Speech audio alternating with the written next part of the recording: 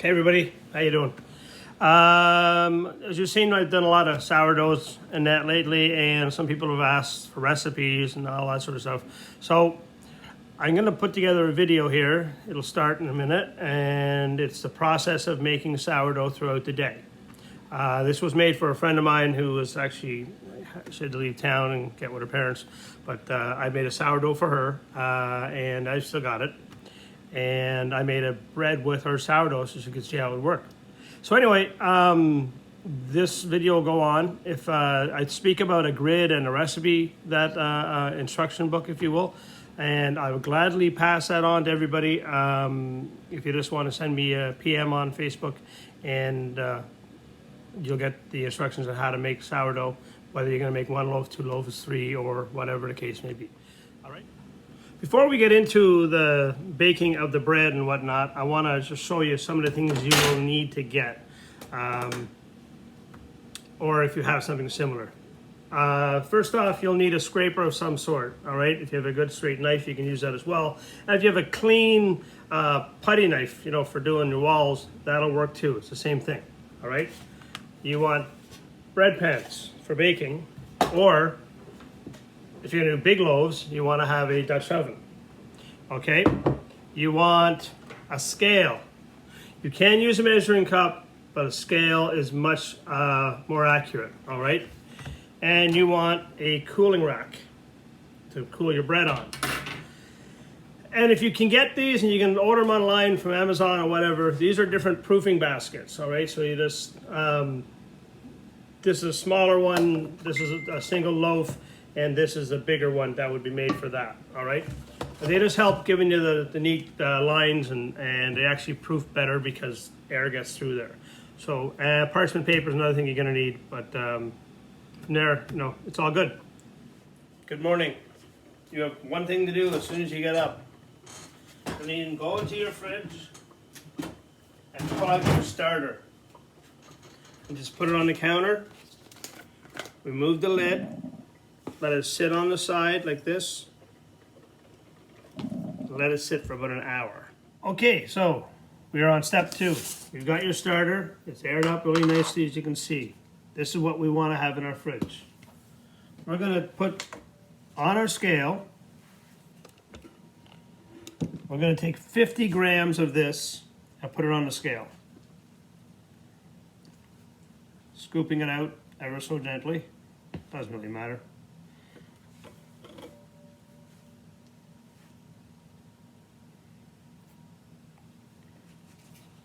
We want to be as precise as we can be to 50 grams.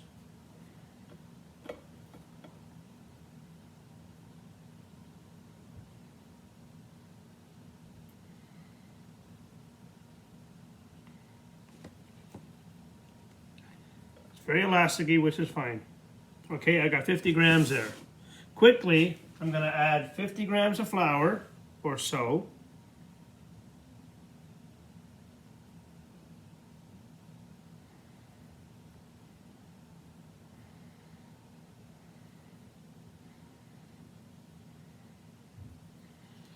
And then 50 grams of water. You want to use a scale. You don't want to do it by quarter cup. Then we're going to combine all these ingredients up and make a new starter. And this is your new starter. This will go back in the fridge eventually. I'll finish mixing this and I'll get them back. Okay, so I finished mixing this all up. And there is your new starter, okay? That can stay in that bowl for now. Now what we want to do is get a second bowl and start a bread using the rest of this starter. We pare this down by putting that at 0 so we know what we're at. We now empty this out. And we'll get to see what we're at.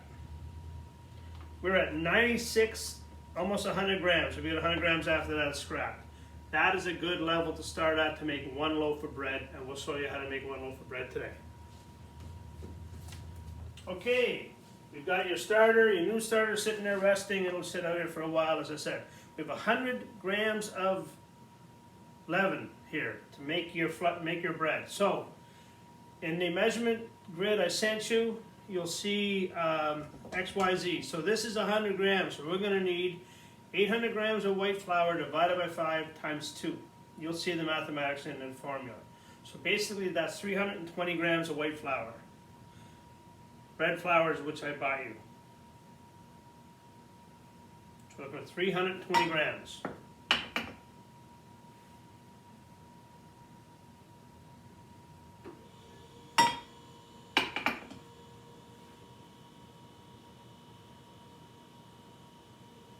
It's okay to be slightly over on the flour, it just makes more bread.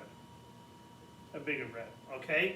We need 200 grams of wheat flour, brown flour, and that would be 200, again, divided by 5 times 2. So that would be 80 grams of wheat flour. Again, this is all on your formula, all right? So if you're just continuing the measurement between the two, you're looking for approximately 400 grams of flour.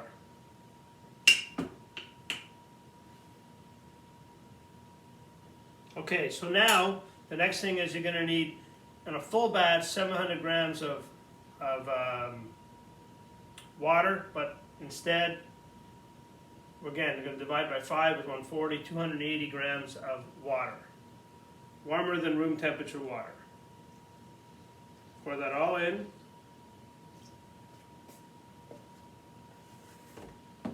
Combine it nicely. If you have a rubber spatula, it just makes it easier. Just combine it up until it's all formed up into a dough. After it's fully mixed up, I transferred it to a glass bowl so we could see how it's working, okay? I'm going to let that sit for 40 minutes.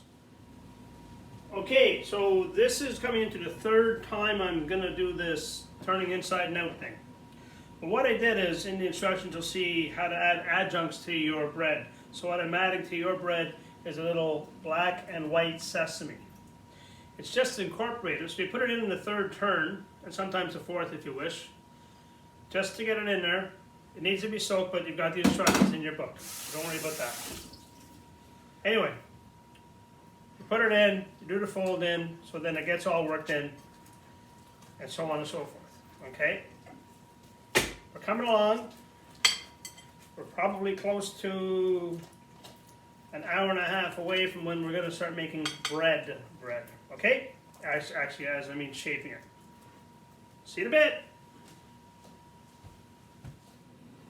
Okay, this is quick. It's been about 3 hours since we started your new starter, and this was here at this level, and now you can see it's almost full. Nice and airy. Has a beautiful sour smell to it. I'm going to put that away, put it in the fridge, and put it to bed. Okay, this is when we're going to turn out the dough. I got a clean cookie sheet here. I'm going to sprinkle some flour on there, a little liberally. Not too heavy, but it's everywhere. Now it's everywhere. I'm going to turn out the dough onto this and add a little bit more. I don't want it to stick anywhere. This is going to be a little sticky. All right, so you're going to take this simply and just turn it over. And it'll come off eventually. All right? And you got yourself a nice looking piece of dough there. All right, I'm just going to add a little bit more flour on the top just so my fingers don't stick to it. I have a bucket of flour here in case my hands get sticky. All right, so what I'm going to do now is, I was looking for something but I'm not going to use it. I'm going to turn this over. So what I'm doing is I'm pushing the dough away from me and then pulling it in. Okay, I want to ensure that all the dough is loose. I'm pulling it over. Basically shaping the dough, okay? And you'll see it'll start to get less and less sticky the more you do this, all right? So I bring in the other hand a little bit. Got to cut, I don't want to get too close. So anyway, all good. Add a bit more flour. Okay, we're almost there, okay? Just push it in a little bit more, and the dough you'll see will start to really start taking form. Okay, add a bit more flour if it's still a bit sticky. Not too much flour. You don't want it to be unsticky. You just don't want it to be sticking to your hands as bad. All right? A bit more, and then you'll see we got ourselves a nice shaped dough. You can also use a scraper, which I was looking for, but you don't need to. We're going to do this a couple more times, and then we're going to let it set, all right? See you in about 20 minutes. Okay, this is the second to last stage. Going to preheat the oven to 450. And while that's preheating, we're going to get the dough ready for its last turn. And the story is you want that round dough to fit into that nice and uniformly. So, first thing we're going to do is line that dough with parchment paper. Take the parchment paper out, measure it about approximately, give it a good tear. We're good to go. Parchment paper just keeps it from sticking. It actually helps it cook better too, more uniformly. All right, we're here. We're at that last stage. So now I want to make this just a little bit more flour, just so my hands don't stick to the final ditch. All right, that was the scraper I was looking for, all right? So what I want to do here is take this dough, turn it one time again, so it's going to stick. It's not going to stick, sorry, it's going to form the nice loaf that we want, all right?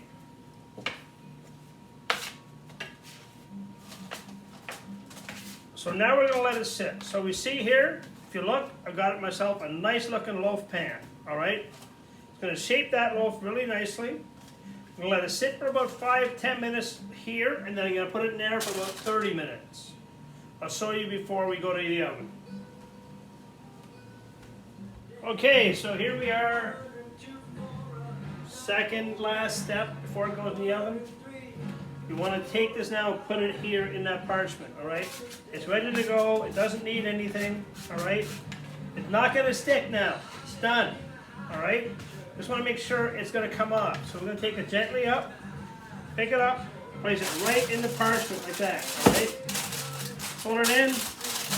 You're going to sit in the parchment. See? Nice and pretty. You're going to sit in the parchment for a good 40 minutes, if not more, before we put it in the oven. The oven's been preset at 450. In 40 minutes, it'll be 1 hour. And then we're going to do one more step to this before we put it in there and bake. Stay tuned. Okay, we're ready for the oven. What you're going to do next is you're going to take a razor blade and you're going to cut the top of your loaf. It's nice and full in this pan. You're just going to cut it to make some areas for the air to escape, for the loaf to expand. You want to be deep, like a 1/4 inch deep, okay? So I don't know if you can see that well. I think the lines show. They should show up nice and pronounced in your loaf when they're finished. That's now going into the oven for 30 minutes. So this is it. A moment of truth. We're going to pull your loaf out of the oven and show you what you can do with your starter. That is made with the same starter I gave you. Let it sit on a cooling rack for 45 minutes before you cut it. You can pull it right out like this if you wish, just so you can see it and smell it more, but don't cut it now. Seriously, let it sit for 45 minutes because it's actually still cooking in there. It's going to create more of that glutinous stuff going on. Like you can see, there's a beauty going on here. It's nice and like spongy but rubbery. It's got a beautiful crust to it. You're going to love this, and you're going to love making your own. Have fun.